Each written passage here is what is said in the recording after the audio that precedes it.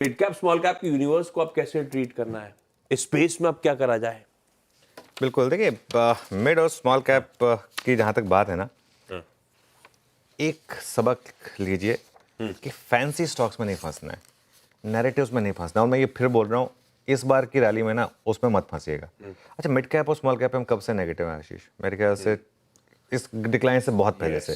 और कहा सिर्फ लार्ज कैप, सिर्फ लार्ज कैप में रही है और सिलेक्टिव रही है। वैसे तो खैर लार्ज कैप भी गिरे हैं, लेकिन लार्ज कैप ने एटलीस्ट आपको इस तरीके से तहस नहस तो नहीं किया होगा आपके पोर्टफोलियो को, जो मिड कैप ने कर दिया। और भरोसा भी है कि कम से कम वो रिकवर करेंगे। हाँ, इनमें तो कहीं में भरोसा ही और एक चीज बताऊं, मैं कई स्टॉक्स होते हैं जिसमें ना इतना लोगों में कॉन्फिडेंस होता है जितना मैनेजमेंट में कॉन्फिडेंस नहीं होता। मैं आपको एक एग्जांपल देता हूं, वारी एनर्जीज का। मैं वारी एनर्जीज का बार बार एग्जांपल देता रहूंगा। इसका एक बार 6 महीने का चार्ट लेकर, ये टेबल मैं बाद में प्ले करूंगा, एक बार पहले वो वारी एनर्जीज का 6 महीने का चार्ट प्ले करिए।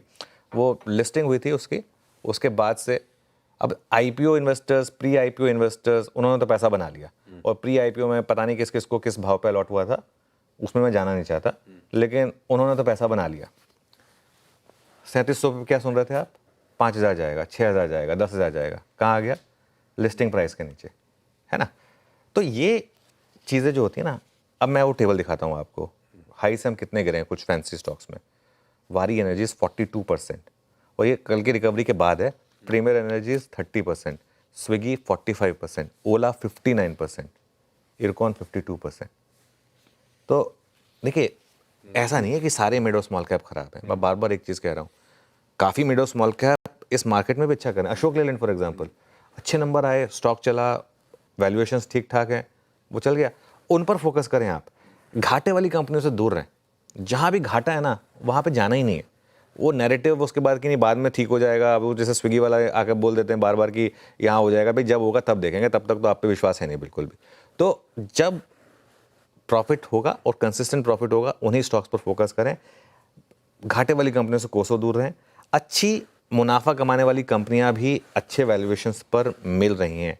बेयर मार्केट का काम ही है, बेयर मार्केट का काम ही है कि आपको अच्छे स्टॉक्स अच्छे भाव पे दे। अब उसमें ये हो सकता है कि कई बार उनको लेने के बाद भी आपको पेन झेलना पड़े, वो अलग बात है, लेकिन ये मेरी अप्रोच होगी मिड कैप और स्मॉल कैप पर। ठीक बात है। आता हूं आज की स्ट्रैटेजी पे। उससे पहले ग्लोब और उससे पहले ट्रेड के सेटअप पे उतर जाया जाए। गिफ्ट निफ्टी कह रहा है एकदम फ्लैट ओपनिंग की हम लोग कर रहे हैं तैयारी, यानी कल जहां रिकवर होके पहुंचे थे उन्हीं जोन्स के आसपास आज होनी है कामकाज की शुरुआत।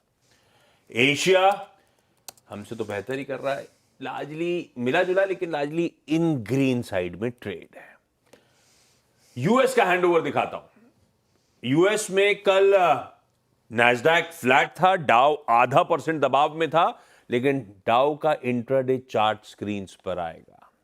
आधे से ज्यादा रिकवर होकर बंद हुआ। एक समय 500 पॉइंट, 490 पॉइंट डाउ दबाव में था और बंद हुआ 225 अंक की कमजोरी के साथ। तो इंट्राडे लोस से रिकवर हुआ और आज सुबह के फ्यूचर्स 1/3% तक उछाल के साथ ट्रेड करते हुए। तो पहले तब और अब की फर्स्ट प्लेट स्क्रीन पर आएगी, जहां यूएस के फ्यूचर्स छोड़े थे, लार्जली उसी के इर्द गिर्द सुबह का हैंडओवर है। डाउ थोड़ा नीचे तो नैस्डैक थोड़ा ऊपर, उस तरह का मिला जुला हैंडओवर। अब हुआ क्या? दो चीजें इंपॉर्टेंट हो रही है।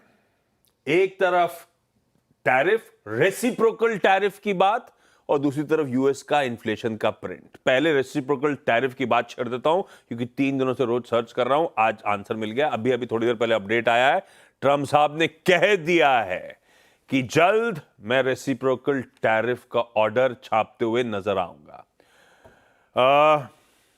इस प्लेट करा दीजिए बस, जनरली आप यूएस के बाजार दिखाइए। ट्रम्प साहब बेसिकली आज या कल के बीच वो रेसिप्रोकल टैरिफ अनाउंस करते हुए नजर आएंगे। रेसिप्रोकल टैरिफ उन्होंने पिछले फ्राइडे को कहा था कि जितना हम पे टैरिफ लगाए इंपोज करे जाते, उतना हम रेसिप्रोकेट करके उतने टैरिफ लगाएंगे।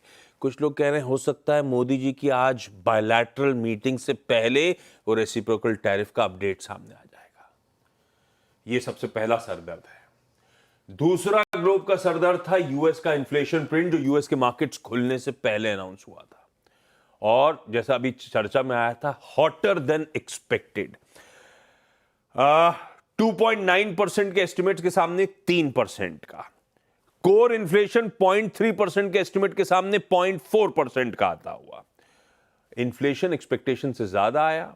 अभी तो टैरिफ वैरिफ का सरदर्द सामने प्ले आउट होना है।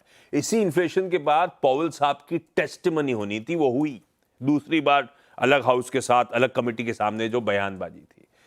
पॉवेल साहब ने कहा कि हमने बहुत एफर्ट डाले, ग्रेट प्रोग्रेस हुई साइकिल के पीक से इन्फ्लेशन को कंट्रोल करने में, पर अभी we are not done yet. Restrictive policies will continue for now. उस इन्फ्लेशन के प्रिंट, पॉवेल साहब की कमेंट्री और जितनी होप्स थी इस साल ब्याज दर में कटौती की, वो और धूमिल होती चली जा रही है।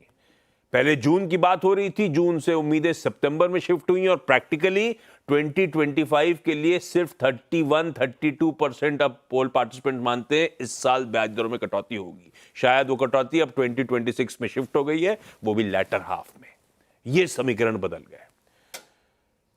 ये कहानी आज वैसे और डीपर इनसाइट्स मिलेंगे जब होलसेल इन्फ्लेशन के पीपीआई इन्फ्लेशन का प्रिंट यूएस में आ रहा होगा। उनके वैसे इनिशियल जॉबलेस क्लेम्स के नंबर्स भी आ रहे होंगे। पर इस तरह की कहानी के बीच में एक रिपोर्ट आई जो कह रही थी मेक्सिको और कनाडा पे जो ट्रंप साहब पॉज के बाद टैरिफ लगाना चाहते हैं, गणित कहता है हर गाड़ी की कीमत एटलीस्ट $6,000 और महंगी हो जाएगी यूएस में। ये सब इन्फ्लेशनरी है भाई साहब, ये सब सरदर्द यूएस का खुद का भी बढ़ाएगा बाकियों के साथ साथ। पर ठीक है, यूएस के मार्केट खुद रिकवर हो गए हैं, ग्लोब ठीक ठाक है, लेकिन समीकरण इस तरह के बैठे हुए हैं। और आज पीएम मोदी और आज प्रेसिडेंट डोनाल्ड ट्रंप की जो पहली बायलैटरल मीटिंग होनी है ट्रंप 2.0 में, उसकी तो खैर इंपॉर्टेंस है ही है तगड़ी। एक चीज और है वैसे, सुनीता विलियम्स वापस आ रही है समय से पहले फाइनली। नासा और स्पेसएक्स ने डिसाइड किया है कि वो जो फ्लाइट भेज रहे थे इंटरनेशनल स्पेस स्टेशन, उसे ट्रम्प साहब ने एक्चुअली एलॉन मस्क को रिक्वेस्ट करी थी कि प्लीज कुछ करिए जल्दी, तो वो फ्लाइट एडवांस कर दी गई है। मार्च की शुरुआत 12 मार्च को, और सुनीता विलियम्स को वापस लेके आएंगे। फंसी हुई है बेचारी कितने महीनों से वहां पे। खैर, ये ग्लोब के मूड और क्यूज, थोड़े से दिक्कत भरे क्यूज और रेसिप्रोकल टैरिफ्स का सरदर्द खड़ा है सामने, ज्यादा इंपॉर्टेंट।